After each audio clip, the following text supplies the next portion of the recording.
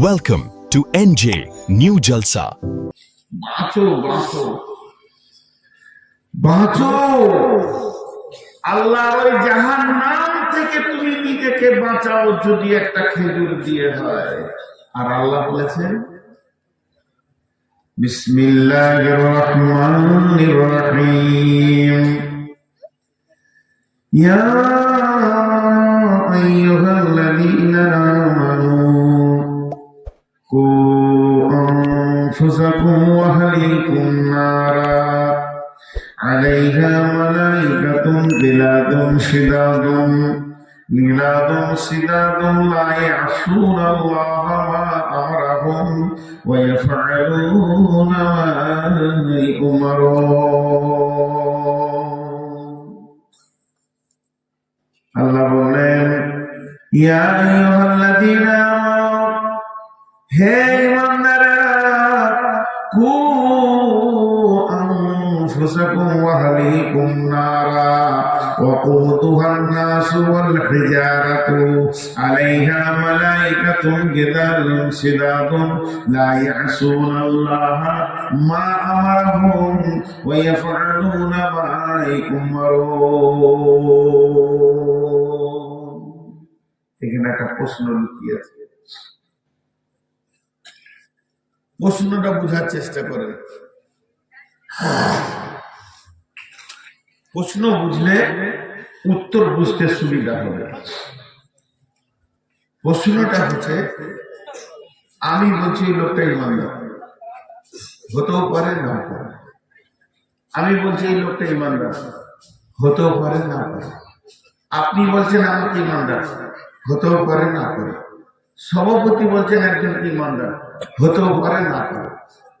মানুষের বলাটা হবে এর কোনো মানে নাই, কিন্তু আল্লাহ যদি কাউকে ইমানদার বলে, ও ইমানদার হবে, কোনো সন্দেহ নেই। কিন্তু আল্লাহ ইমানদার বলার পর বলছে তুমি জাহান্নাম থেকে বাঁচো, তোমার হালত বাঁচো। তা আল্লাহ ইমানদার বলেছে আবার ও জাহান্নাম যাবে? আল্লাহ ইমানদার বলেছে আবার ও জাহান্নাম যাবে? দুটা কারণ, আমিলাতুন নাসিবাতুন তাসলা নারান হামিয়া। গাদা গাদা গাদা গাদা ইমানদাররা আমল করবে। চারটা তফসির আছে, আয়াতটা আমি একটা তফসির করব। আমিলাতুন নাসিবা, আমি আমল করলাম গাদা গাদা গাদা গাদা, জোহর আসর মাগরিব এশা ফজর, এই 5 ওয়াক্তের নামাজে আমার মনে শান্তি হচ্ছে না। আবার আমি তাহাজ্জুদ ধরেছি, 6 ওয়াক্ত শুরু করলাম, তাতেও মনে শান্তি পেয়েছি না। চাষতে নামাজ পড়তে শুরু করলাম, ইশরাকের নামাজ পড়লাম, আওয়াবিনের নামাজ পড়ে 8 ওয়াক্ত নামাজ পড়ো, আমি শান্তি পেয়েছি না। আওয়াবিনের নামাজ শুরু করলাম, 9 ওয়াক্ত চলে গেল, তাতেও মনে শান্তি নাই। আমি যেন সলাতুল হাজাত প্রতিদিন পড়ছি, সলাতুল তওবা পড়ছি, এত নামাজ পড়ে পড়ে পড়ে পড়ে ঢেরি লাগিয়ে দিলাম, দান করে করে করে করে পাহাড় চুম্বি করে দিলাম। আর চারিদিকে নেকিতে খালি আমার থই থই থই থই করছে। আমি একজন ইমানদার, এরপরও আমার জন্য জাহান্নাম রেডি হয়ে গেছে। তার মানে কি? আল্লাহ বললেন মেয়েরা হলো পুরুষের অধীনস্থে, আর পুরুষরা হলো তাদের কমান্ডার। তাহলে আমার মা, আমার বোন, আমার বেটি, আমার বোন, আমার স্ত্রী পর্দার ভিতরে নাই। এই জন্য কেমন আমল কারণে ওরা হোক না কেন, যত বড় পরেশগার হোক না কেন, একটা মেয়েকে, 4টি মেয়েকে একটা পুরুষের গলায় বেঁধে দিয়ে জাহান্নাম দেওয়া হবে। তাহলে আমার আমল ইমানদার ইমানদারি কাজে লাগলো না, যদি আমি তাদের অধীনস্থকে ঠিক জায়গায় না রেখেছি। তাই আল্লাহ বললেন, ইয়া আইয়ুহাল্লাযীনা আমানু, হে ঈমানদারেরা, কু আনফুসাকুম ওয়া আহলিকুম নারা, তুমি নিজে এবং তোমার আহালকে জাহান্নামের আগুন থেকে বাঁচাও।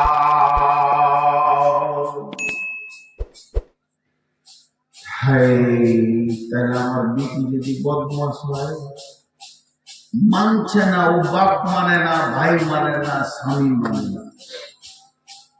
অনেক মেয়ে আছে স্বামী মানে না, মা আছে বেটাকে মানে না, স্বামী মরে গেছে বেটাকে মানবো না, আমি বেটার কথা শুনবো না, যা করবো।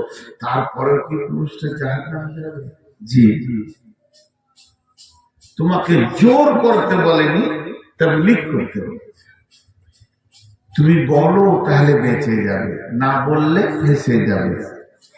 যেমন এমন নবী আছে তার কোনো উম্মতি নেই, সে নবী অথচ ওর দলে একটাও লোক নেই, তাহলে কি জাহান্নাম যাবে? না। কাজ চালিয়েছে, কবুল করেনি। নূহ আলাইহিস সালাম 950 বছর তাবলীগ করে 40টা লোক পেয়েছিল দলে। আমাদের এই যুগে সাধারণ মানুষ যদি 1 মাস তাবলীগ করে তো দলে 200টা লোক পেয়ে যায়।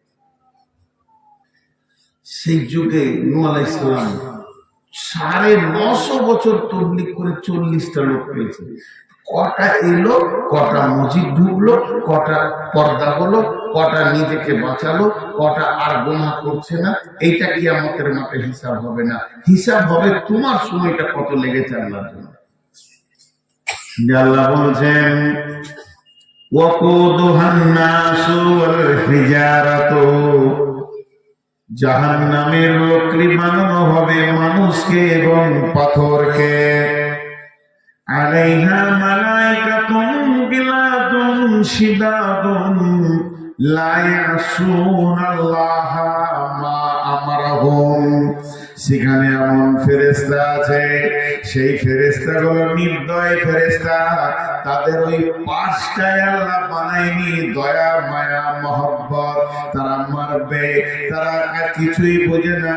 ওই ইয়াফআলুনা মা ইউমারুন, আল্লাহ যে হুকুম করে দেবে ওই কাজটাই চালিয়ে যাবে, এছাড়া তারা আর কিছু বুঝে না। সেই নির্দয় ফেরেশতাগুলো রয়েছে, তারা মারবে।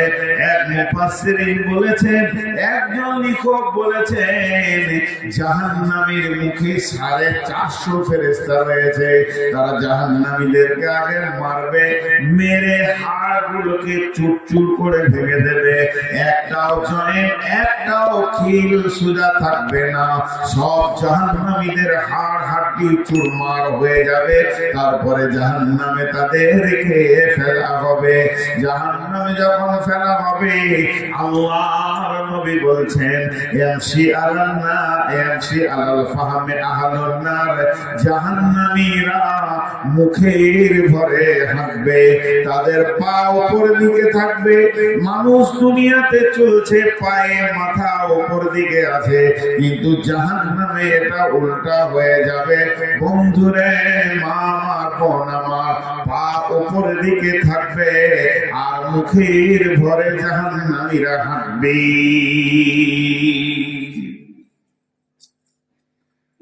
সাহাবীরা প্রশ্ন করলেন, ইয়া রাসূলুল্লাহ, কাইফা ইয়ামশি আলাল ফাহমে, জাহান্নামে মুখের ভরে কেমন করে হাঁটবে? বিশ্বনবী বললেন, যে আল্লাহ পায়ে হাঁটাচ্ছেন ওই আল্লাহ মুখের ভরে এদেরকে জাহান্নামের ভিতরে হাঁটাবে।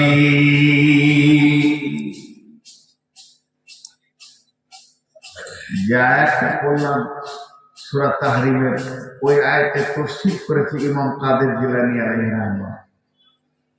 তিনি বলতেন, জাহান্নামের 7টা মুখ আছে, জাহান্নামের গেট হচ্ছে 7টা, মুখ হচ্ছে 7টা, এক একটা মুখে 70টা করে সুড়ঙ্গ আছে। আর এক একটা সুরঙ্গে 70টা করে ভাগ আছে। 70 দিয়ে বিভাজন করতে করতে এইরকম করে বিভাজন চলে গেছে। যখন কোন একটা জাহান্নামীকে জাহান্নামে ফেলা হবে, পা দুটি উপরে থাকবে, মাথাটা নিচে থাকবে, আর পাইপের ভিতরে মানুষ যেমন চলে যায় ওই রকম ধরনের সে জাহান্নামের ভিতরে চলতে থাকবে।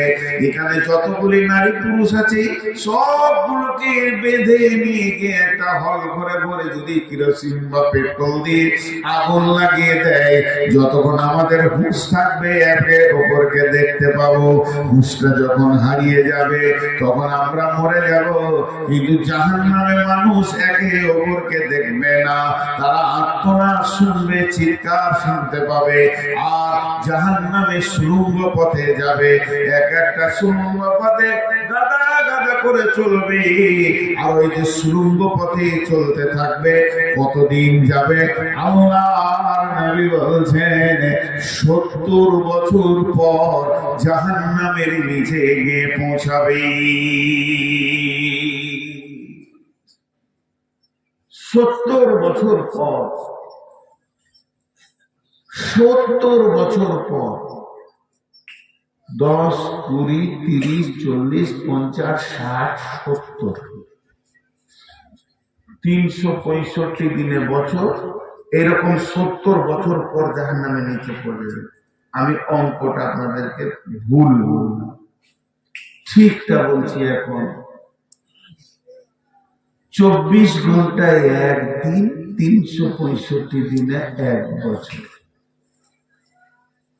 24 ঘন্টায় একদিন, 365 দিনে এক বছর। 24 ঘন্টায় একদিন, 365 দিনে এক বছর। এটা ভুলে যান, এটা ভুলে যান, এটা মাথা থেকে সরিয়ে দিন। তাহলে কানা মিকদারুহু 50 আলফা সানাতিন,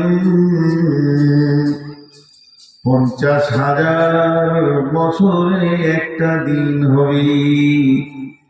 পৃথিবীর 50,000 বছরে একটা দিন হবে। পৃথিবীর 50,000 বছরে একটা দিন হবে। ওই দিনে 360 দিনে একটা বছর হবে। আর সেই বছরে 70 বছর লাগবে জাহান্নামের নিচে পৌঁছাতে। জাহান্নামের নিচে গিয়ে যখন লোকটা পৌঁছাবে, মাথাটা কোথা ঠেকবে? ইমাম বুখারী আলাইহি রাহমা বলেন, সেখানে একটা পাহাড় রয়েছে। হাদিসটা বর্ণনা করেছেন, সেই পাহাড়টার নাম হচ্ছে সৌদ। সৌদ পাহাড়ে মাথা ঠেকবে। ওই পাহাড়ে মাথা ঠেকার পর সেখানে সাপ আছে, বড় বড় অজগর আছে, দাস আছে, বড় বড় বিচ্ছু আছে, তাকে ঝুঁকিয়ে ধরে নেবে।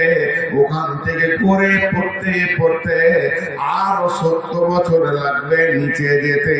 এর নাম জাহান্নাম। জাহান্নামের আগুন দাও দাও করে জ্বলছে। আবার দেখবেন তরল আগুন আছে, অগ্নিগিরি দেখবেন মোবাইলে কেমন তরল আগুন হয়, পানির মতো বইয়েছে, সেই আগুন আছে। যত গভীরে যাবে তত আগুনের তেজ বাড়বে। এরকম যেতে যেতে 70 বছর পর জাহান্নামের নিচে পৌঁছাবে। মামার বোনামার এখনো পর্দাতে ঢুকে যায়, তওবা করে নি, এখনো পর্দায় ঢুকে যায়। বেপর্দা মেয়ের কঠিন শাস্তি রয়েছে জাহান্নামী।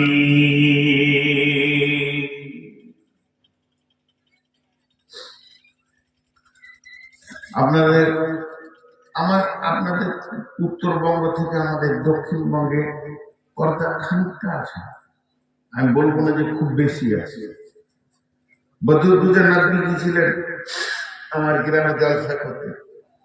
অন্তত সামনে আপনাদের নারী পুরুষ মিলে যতগুলো রয়েছিল এতগুলো পুরুষ ছিল, একটাও মেয়ে দেখা যাচ্ছে। আমাকে জলসা শেষে উনি বলেছিলেন, আপনাদের এখানে মেয়ে নেই নাকি? আছে, পর্দা থেকে শুনে সামনে আসে।